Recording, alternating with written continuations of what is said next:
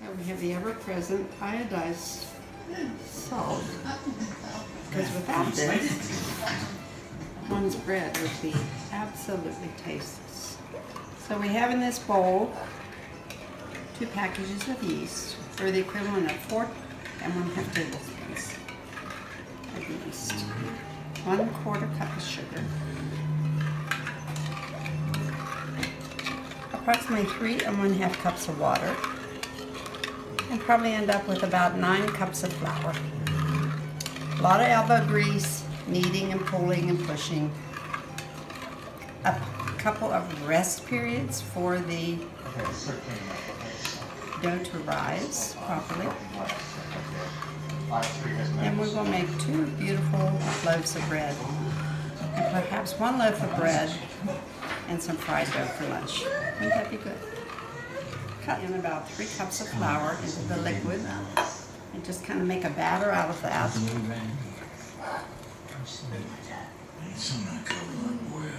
If you can see this, it's beautiful.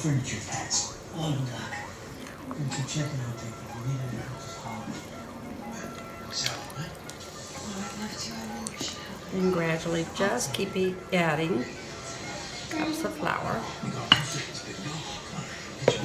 And you notice I'm using a little old tomato paste can, which is exactly 8 ounces.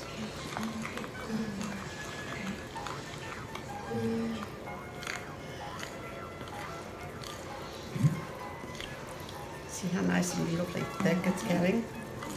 A little bit harder to stir.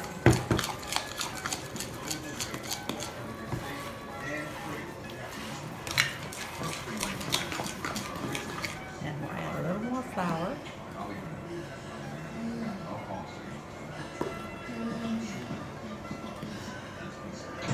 So far I've got 6 to 7 cups in there.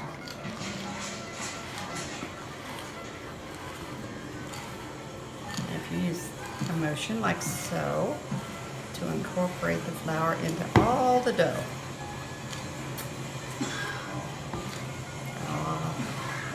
Look at that, it feels nice and warm. The water was nice and warm, not too warm or it will kill the yeast.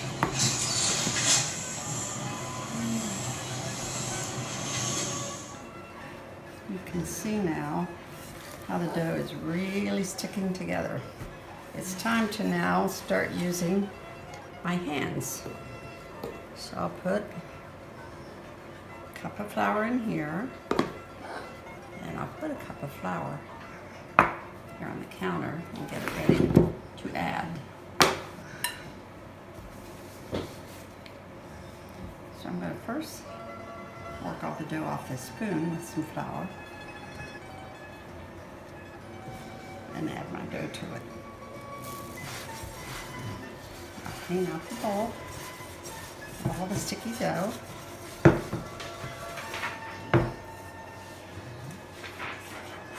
And then my bowl, I will clean to put my dough in when I'm done rolling it.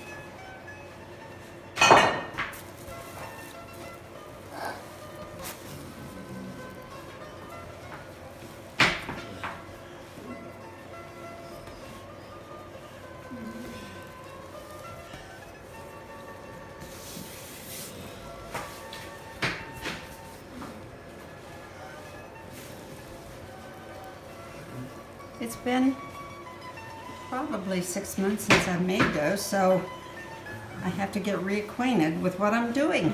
Okay, so we're to the point now where we're going to divide this dough in half.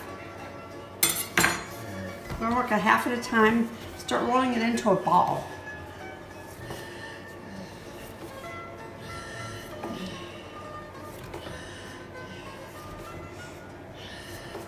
Isn't that beautiful now? Look at that. Over your hand and incorporate all the edges in several times. And we'll do the other one. So here we have our nice clean bowl. Crisco.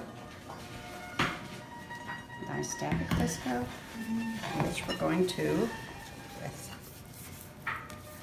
give it a nice coating.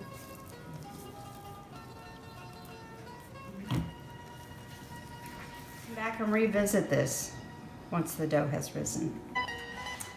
So here we have the bread. I had put it in the bowl. I had greased it. I covered the bowl with a clean dish towel.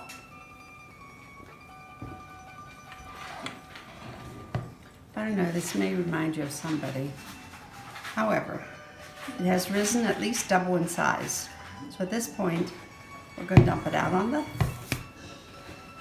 board. And we're going to let it do a second rise today. This gives us a bread dough that is a softer, nicer texture if you can let it rise 2 times. So we're going to punch it down again like we did before, gently, fingers and heel. Fingers and heel. One more time. And we're going to grease the surface of our loaves. Down in the bowl nicely. Cover it again with a towel and let it rise about another hour. So here we are with our second rising of dough.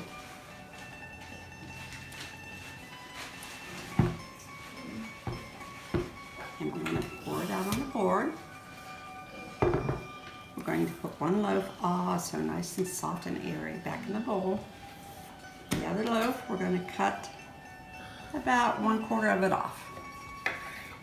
Put that back in the bowl. And this part, with our rolling pin, I'm going to kind of roll it into a little rectangle.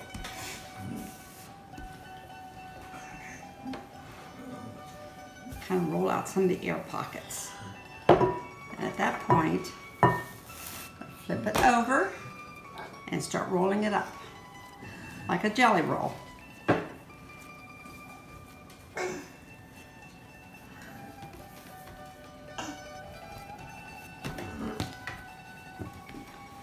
Then we're going to pick this little guy up and we're going to smack all the air bubbles out of him.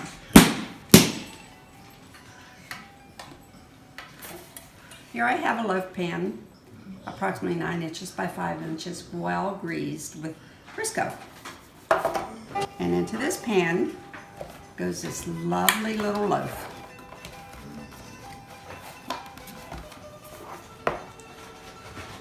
Loaves.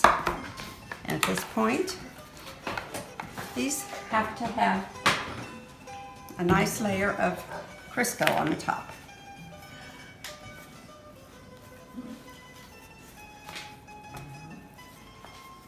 And I'll put them on this counter and cover them with a tea towel until they're double in size. Now this bit of dough we have left, we could combine and make a small loaf of bread. Or, one thing we like to do in our family is make fried dough. Take a little piece of bread,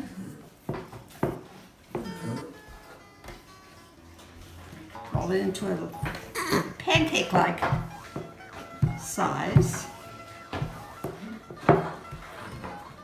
We're going to heat a little bit of olive oil in a skillet. So I have put a small amount of olive oil in this Teflon skillet.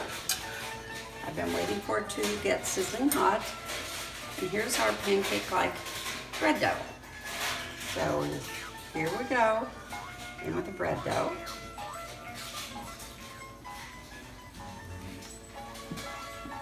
We sprinkle with a teeny amount of salt.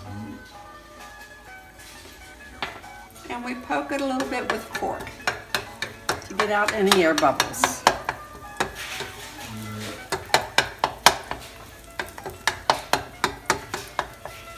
Now we will wait for that to get sizzling brown on one side. We will flip it. We will brown it on the other side, and voila, when it is finished, peanut butter / honey / jelly / prosciutto, a little bit of mozzarella, whatever's your liking. It's wonderful. Go.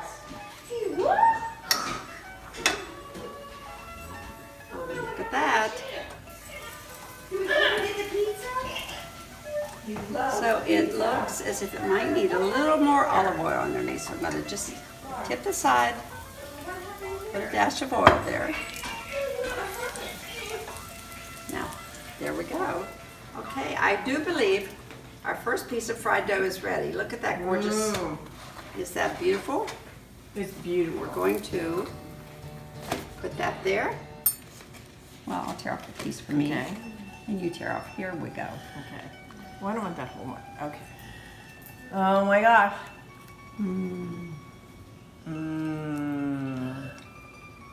Real. It's so good. I feel, man. Very good. Very good. May you all enjoy fried dough someday. Here's our perfect bread Gosh, that is loaf, perfect. risen to perfection. So we'll go in a 425-degree oven for close to 30 minutes. 30 minutes is up. Here's our finished product. Beautiful golden loaf of bread. I will now put the bread on a rack, take it out of the loaf pan. Otherwise it would sweat if it stayed in there very long. And let it cool. And then slice it and have it for dinner. So here our bread is going to, and there you have one beautiful loaf of bread. Mama Sione's bread.